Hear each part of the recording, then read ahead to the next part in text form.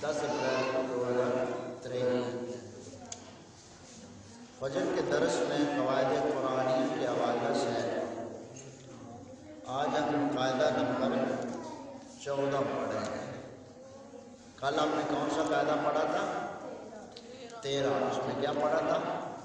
ایمان کی نسبت اور تقوی کی نسبت کے حوالے سے۔ اور آج ہم قاعدہ نمبر 14 جس لفظ کے حوالے سے پڑھیں گے لفظ کو سمجھنے کے لیے، وہ لفظ ہے خلق۔ کیا؟ خلق، اس کا معنی پیدا کرنا۔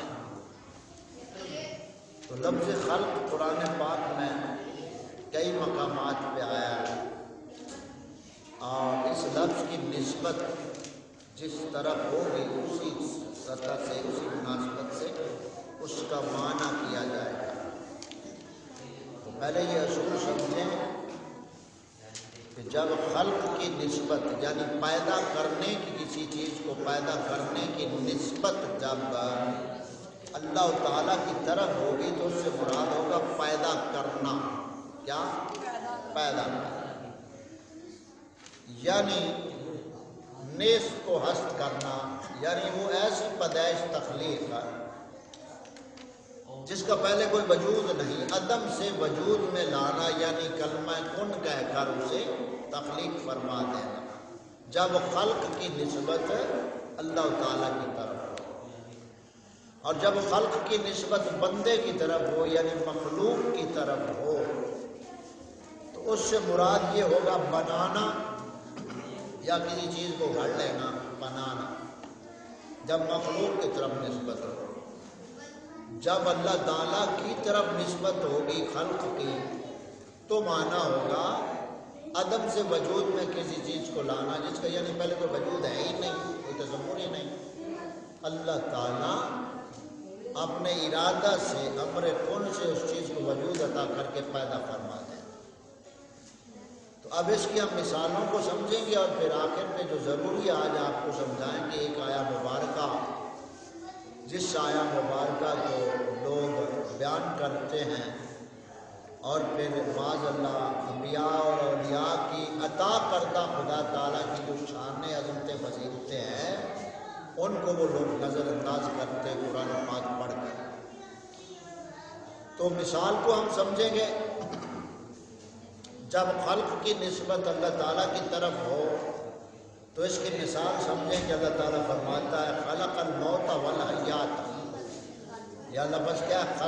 خلق الموت والحیات۔ اللہ تعالیٰ نے موت اور زندگی کو تخلیق کیا، پیدا کیا، اور آگے حکمت بیان کی کہ موت اور زندگی کو کیوں پیدا کیا ہے؟ تاکہ تم میں سے دیکھیں کہ کون اچھا عمل کرتا ہے، یعنی تمہارے امتحان کے لیے۔ موت اور زندگی کو پیدا کرنے کی حکمت کیا ہے؟ امتحان کرنا، تاکہ اس جہان میں اللہ تعالیٰ آزمائے تم کو، دے کے امتحان تمہارا لے کرے کہ تم میں سے اچھے عمل کون کرتا ہے۔ تو یہ خلق کی نسبت کس کی طرف ہو گئی؟ اللہ تعالیٰ کی طرف۔ اور اسی طرح آگے فرمایا وَخَلَقَ كُلَّ شَيْءٍ وَهُوَ بِكُلِّ شَيْءٍ عَلِيمٌ، سورۃ انعام کی آیت نمبر 101 میں۔ اور پیدا کیا اللہ تعالیٰ نے ہر چیز کو، خَلَقَ كُلَّ شَيْءٍ، ہر چیز کو اس نے پیدا کیا، اور وہ ہر چیز کا جاننے والا ہے۔ اور اسی طرح آگے سورۃ بقرہ میں فرمایا اللہ تعالیٰ نے خَلَقَكُمْ وَالَّذِينَ مِن قَبْلِكُمْ، اللہ تعالیٰ نے تمہیں اور تم سے اگلوں کو پیدا کیا۔ اللہ تعالیٰ نے تمہیں اور تم سے اگلوں کو تخلیق کیا، پیدا کیا۔ تو ان تمام آیتوں میں خلق کا معنی پیدا کرنا ہے، کیونکہ جو پیدا کرنے والا فاعل ہے وہ اللہ تعالیٰ کی ذات پاک ہے۔ تو ان 3 آیتوں میں خلق کی نسبت اللہ تعالیٰ کی طرف ہے، تو معنی کیا ہوا؟ ان تمام کا اللہ تعالیٰ پیدا کرنے والا ہے۔ اور اسی طرح اب دوسری مثال کہ جب مخلوق کی طرف نسبت ہوگی تخلیق کی، پیدا کرنے کی، تو وہاں سے مراد کیا ہوگا؟ بنانا یا کسی چیز کو گھڑنا، یا مجازی معنی ہوگا پیدا کرنا، جب اللہ تعالیٰ کی طرف نسبت ہوگی تو حقیقی معنی ہوگا، اور جب مخلوق کی طرف اس لفظ کی نسبت ہوگی تو مجازی معنی ہوگا۔ اب پیدا کرنے والا سب کو کون ہے؟ اللہ تعالیٰ۔ پوری مخلوق کو کس نے پیدا کیا؟ اللہ تعالیٰ نے۔ آپ اسی چیز کو دیکھیں کہ حضرت عیسیٰ علیہ السلام کو اللہ تعالیٰ نے جو معجزات عطا فرمائے، ان کو شان عظمت عطا فرمائی، وہ کیا ہے؟ وہ سورۃ آل عمران میں آیت نمبر 49 میں حضرت عیسیٰ علیہ السلام کی عظمت کو اللہ تعالیٰ نے بیان فرمایا۔ انی اخلق لک من الطین، انی اخلق، بے شک میں پیدا کرتا۔ اور ادھر کیا تھا؟ خلقکم، اس نے تمہیں پیدا کیا اور تم سے پہلو۔ اب وہی تخلیق کی نسبت والا لفظ جو ہے اللہ تعالیٰ کی طرف بھی منسوب نسبت اور حضرت عیسیٰ علیہ السلام کی طرف بھی نسبت ہے۔ تو جب دونوں میں لفظ تخلیق ہے تو اب معنی کیسے پتہ چلے گا؟ تو وہ حقیقی اور مجازی معنی کا مطلب ہوگا کہ حقیقت میں پیدا کرنے والا اللہ تعالیٰ ہے۔ حضرت عیسیٰ علیہ السلام اللہ تعالیٰ کی عطا کردہ قدرت سے مٹی کا پرندہ بناتے تھے اور اس میں پھر پھونک مارتے اور پھر وہ پرندہ اڑ جاتا تھا، اور آیت کے آخر پہ وہی بات طیرم بإذن اللہ کہ وہ اللہ کے حکم سے اڑ جاتا تھا۔ تو لفظ تخلیق کی نسبت تو آ گئی نا، انی اخلق کو، بے شک میں پیدا کرتا۔ تو یہاں نبیوں کی شان ہے۔ اب اس کے مد مقابل دوسری آیت پاک جو میں نے کہا سورۃ حج کی آیت پاک نکالیں اور وہاں آپ دیکھیں کہ اس میں کیا ہے۔ وہی آیت پاک سورۃ حج کی آپ لوگ پڑھیں گے، اور اس کے اوپر آگے ایک لطیفہ بات، وہ نیٹ کے اوپر ایک کلپ آیا تھا کہ یہ جو مرزائی ملعون ہے نا، مرزائی قادیانی، ان کا جو ہے وہ بڑا بے وقوف ہے جو مرزا مسرور ہے یا اس کے بعد کے جو جانشین ہے، ان خبیثوں کے بارے میں کلپ تھا، تو وہ یہ آیت پڑھ رہا تھا لَن يَخْلُقُوا ذُبَابًا والی، اور اس سے آگے یہ لفظ ٹھیک سے ادا نہیں ہو رہا تھا، والا وِجْتَمَعُوا، اس لفظ کو وہ پڑھ نہیں پا رہا تھا، یعنی جو ان کا قائد ہے قادیانی، اس سے یہ لفظ نہیں پڑھا جا رہا، یعنی یہ ان کی حالت ہے جو ان کے لیڈر ہیں مرتدوں کے، اور دوسرا طبقہ جو ہے وہ اسی آیت پاک کو پڑھ کر نبیوں ولیوں کے فٹ کریں۔ اور ہم نے من دون اللہ کا جب قاعدہ آپ کو بتایا تھا، سمجھایا تھا، پڑھایا تھا، اور آپ کو یہ بات بتائی تھی کہ جب بھی یہ نبیوں ولیوں کے بارے میں بات کریں گے تو ایسے وہ پڑھیں گے جس میں لفظ آئے گا من دون اللہ یا من دون ہی یا من دون اللہ۔ اب یہ دیکھیں یہ آیت پاک شروع کہاں سے ہو رہی ہے؟ یا ایھا الناس ضرب مثل فاستمعوا لہ، اے لوگوں ایک کہاوت فرمائی جاتی ہے، اسے کان لگا کر سنو۔ یعنی اللہ تعالیٰ اب یہ بالعموم تمام لوگوں سے یہ مثال بیان کی ہے، اور وہ مثال کیا ہے؟ ان الذین تدعون من دون اللہ۔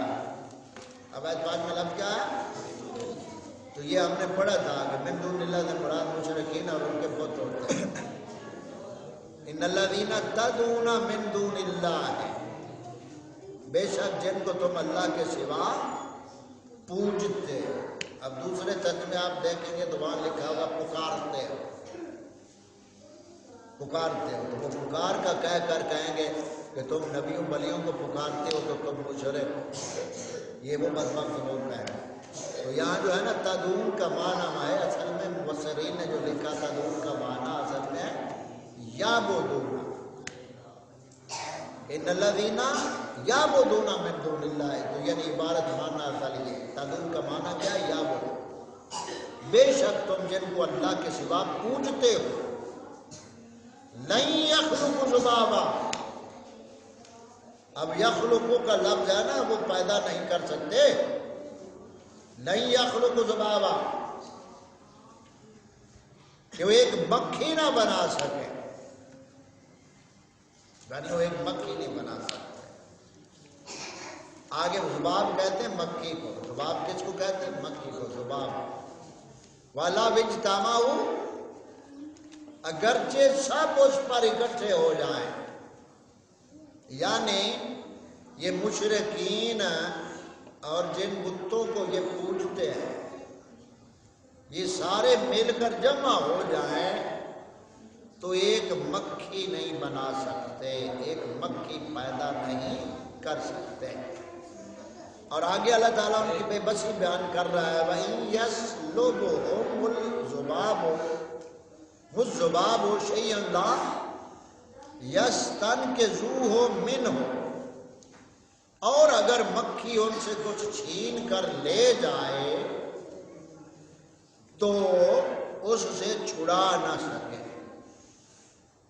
ضعف الطالب والمطلوب، کتنا کمزور ہے چاہنے والا اور وہ جس کو چاہا گیا. اب دوسروں طرف میں لکھا گیا یعنی کتنا کمزور ہے پکارنے والا اور جس کو پکارا گیا. اب وہ کہیں گے نبی بھی نعوذ باللہ کمزور ہیں، جس کو پکارتے ہیں یہ لوگ اور یہ پکارنے والے بھی کمزور ہیں.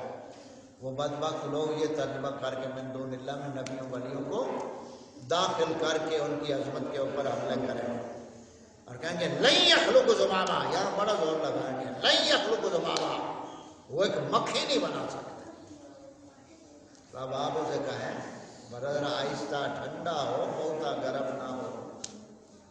لن یخلق ذبابا قرآن میں حق ہے، تو ساتھ یہ لفظ ذہن میں ہوں جو ہم نے بتایا انی اخلق لکم من الطین، عیسیٰ علیہ السلام کے بارے میں انی اخلق، بے شک میں پیدا کرتا ہوں. اور یہاں کیا لن یخلق، ہرگز پیدا نہیں کر سکتے. تو کیا مطلب نکلا؟ لن یخلق ذبابا یہاں بولتے ہیں اور مشرکین، اور انی اخلق لکم من الطین یہاں اللہ کے نبی. سمجھ آئے؟ اس آیت پاک کو وہ بہت جناب بڑھ چڑھ کر بیان کرتے ہیں اور کہتے ہیں کہ وہاں وہ مکھی نہیں بنا سکتے، مکھی نہیں بنا سکتے. بھائی بے شک نہیں بنا سکتے. کون؟ بت. کون؟ بت. ان کو اپنا پتہ نہیں ہے مکھی کیا بنائیں گے، تو بت کچھ نہیں بنا سکتے. اور یہ آپ دیکھ نکالیں تو سورۃ آل عمران آیت نمبر 49 نکال لیں اور ادھر بھی ہاتھ رکھیں سورۃ حج کی نشانی پہ تاکہ دونوں مقام آپ سامنے رکھ کر بات کو سمجھ سکیں.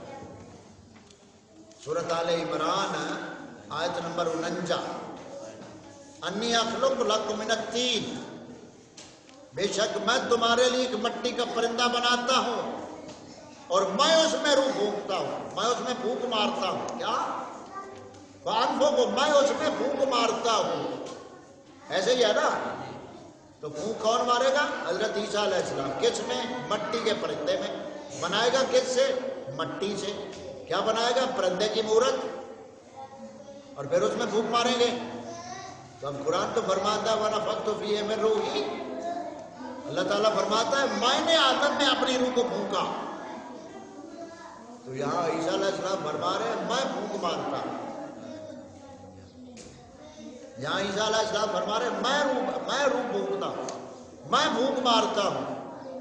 تو اسے کیا ہوگا؟ اڑ جائیں گے. طائرم بإذن اللہ، اللہ کے امر سے وہ اڑ جائیں. تو یہاں بتوں کے بارے میں کیا ہے؟ لن یخلق ذبابا، وہ ہرگز پیدا نہیں کر سکتے. اگر تمام اکٹھے ہو جائیں، جمع ہو جائیں مل کر بھی ایک مکھی نہیں بنا سکتے. اور بالفرض مکھی اگر ان سے کوئی چیز چھین کر لے جائے تو ان سے وہ واپس نہیں لے سکتے. تو دونوں کمزور ہیں، یعنی مشرک بھی اور بت بھی دونوں کمزور ہیں. مشرک پکارتے ہیں اور بتوں کو پکارا گیا، تو دونوں کمزور ہیں، دونوں بیکار ہیں. تو اس آیت پاک کا مطلب واضح سمجھ آ گئی. لن یخلق ذبابا کن کی بات ہے؟ بتوں کی. انی اخلق لکم من الطین کن کی بات ہے؟ اللہ کے پیاروں کی. ٹھیک ہے، یہ بات سمجھ آ گئی ہے؟ رسول کے عہدے کو سمجھ لیا نا؟ تو یہاں کہتے ہیں یہ مکھی نہیں بنا سکتے. میں کہا سچی بات ہے، بت کیا بنا سکتے؟ کچھ بھی نہیں. اور تم ملا کیا بنا سکتے؟ کچھ بھی نہیں. تو عیسیٰ علیہ السلام فرماتے ہیں میں تو پرندہ بنا کر اڑا دوں گا. مٹی کی مورت بنا کر پھونک مار کے اڑا دے گا تو وہاں کیا ہے؟ اللہ کا اذن ذات ہے. اللہ تعالیٰ کے پیروں کے ساتھ اللہ کا اذن اور اجازت ہوتی ہے، حکم ہوتا ہے، امر اللہ کا ہوتا ہے. اور مشرکین اور بتوں کے ساتھ تو اللہ کا امر نہیں ہوتا. یہاں اللہ تعالیٰ کا تو اذن ہی نہیں ہے. اذن تو پیاروں کے ساتھ ہے. اور مشرکین جو دین کے غدار ہیں، مشرک ہیں، ان کے لیے اذن کہاں سے آئے گا؟ ان کا تو شیطان ساتھی ہوگا. تو یہاں شیطان اور رحمان والوں کے دونوں کے راستے واضح ہو گئے. ایک جگہ پہ شیطان والوں کی بے بسی بیان کی جا رہی ہے اور دوسری سورۃ آل عمران میں رحمان والوں کی عظمت کو بیان کیا جا رہا ہے. تو نہیں یخلق ذبابا اور انی اخلق لکم من الطین. سمجھ آئی بات کی؟ پیچھے ہم نے آپ کو اولیاء کے درس کے حوالے سے بتایا کہ ولیوں کی دو قسمیں ہیں، شیطان کے اولیاء اور رحمان کے اولیاء، اور اس حوالے سے آپ کو آیتیں بھی بتائیں پچھلے دروس میں. تو اسی مناسبت اور قاعدے اور ضابطے کلیے سے آج کا یہ ہمارا جو قاعدہ ہے یہ اپنے اختتام کو پہنچتا ہے. آج قاعدہ نمبر کون سا ہم نے پڑھا؟ 14. اور اس میں کس لفظ سے متعلقہ پڑھا؟ خلق. کس حوالہ سے پڑھا؟ خلق کے حوالہ سے، یعنی تخلیق، پیدا کرنے کے حوالے سے. ایک ہوتا ہے تخلیق، ایک ہوتا ہے پیدائش. یعنی پیدائش میں بھی پیدا ہونا ہوتا ہے نا، تو تخلیق میں بھی پیدا کرنا ہوتا ہے. اب ان دونوں کا فرق سمجھو. جو پیدائش ہوتی ہے اس کے لیے پہلے کوئی چیز ہوتی ہے جس سے پیدا ہونا ہوتا ہے، یعنی جیسے بچہ والدین کے ذریعے سے ماں کے پیٹ سے پیدا ہو. اب پیدا تو بچہ بھی ہوا، پیدا آدم علیہ السلام بھی ہوئے. تو تخلیق اور پیدائش، ولادت میں فرق کیا ہوا کہ ولادت کے لیے کوئی چیز ہوتی ہے اور تخلیق کے لیے مٹیریل نہیں ہوتا ہے، وہ اللہ کے امر سے پیدا ہو. جیسے اللہ تعالیٰ نے آدم علیہ السلام کو بغیر ماں باپ کے پیدا فرما دیا، تخلیق فرما دیا مٹی سے. تو ایک اللہ تعالیٰ کی تخلیق ہے اور ایک اللہ تعالیٰ کی پسند ہے. یہاں آخری بات توجہ سے سنو، اس سے یہ بات آپ کو آپ کے ذہنوں میں ہونی چاہیے. بعض معاشرے میں پھر یہ باتیں ہوتی ہیں کہ جب سب کچھ پیدا کرنے والا اللہ تعالیٰ ہے تو پھر تو بری کوئی چیز ہے ہی نہیں. جب سب کچھ اللہ تعالیٰ ہی پیدا کرنے والا ہے تو اللہ تعالیٰ کی پیدا کردہ کوئی چیز کو بھائی برا کیوں کہیں؟ یہاں سے نیچری طبقہ پھر کہتے ہیں کہ پھر زبانیں جو ہے ساری اللہ کی تخلیق کی ہوئی ہیں، ساری زبانیں تو اللہ تعالیٰ نے بنائی ہے، پھر آپ انگریزی کو کیوں برا کہتے ہو؟ یہ ملا کہتا ہے، یہ ملا اور اندھا پیر کہتا ہے کہ جب ہر چیز کا خالق اللہ ہے تو پھر انگریزی زبان بھی تو ایک تخلیق ہے، پھر اس کو آپ برا کیوں کہتے ہیں؟ تو ہم کہتے ہیں کہ ہم نہیں برا کہتے. اصول دیکھو، سورۃ قصص میں اللہ تعالیٰ نے فرمایا وَمَا يَخْلُقُ وَيَخْتَارُ، اور تیرا رب جو چاہے تخلیق کرے، تیرا رب جو چاہے پیدا کرے، وَيَخْتَارُ، اور پسند کرتا ہے. تو ایک ہے اللہ تعالیٰ کی تخلیق، ایک ہے اللہ تعالیٰ کی پسند. سمجھ آ گئی؟ تخلیق کے اعتبار سے تو ساری مخلوق کا وہ خالق ہے، لیکن ساری مخلوق کو پسند نہیں کیا. سمجھ آ گئی؟ تو ایک تخلیق ہے، ایک پسند ہے. اب تخلیق تو کفر کو بھی اللہ تعالیٰ نے کیا، پیدا تو کافروں کو بھی اللہ تعالیٰ نے کیا نا. تو کیا کافروں کو پسند بھی کیا ہے؟ پسند ایمان والوں کو کیا ہے. تو تخلیق اور پسند کا فرق ذہن میں رکھنا چاہیے. انگریزی اللہ تعالیٰ کی تخلیق ہے تو کیا پسند ہے؟ پسندیدہ نہیں ہے. اور ہمارا دوڑنا بچھونا یہی ہے. سمجھ نہیں آئی بات؟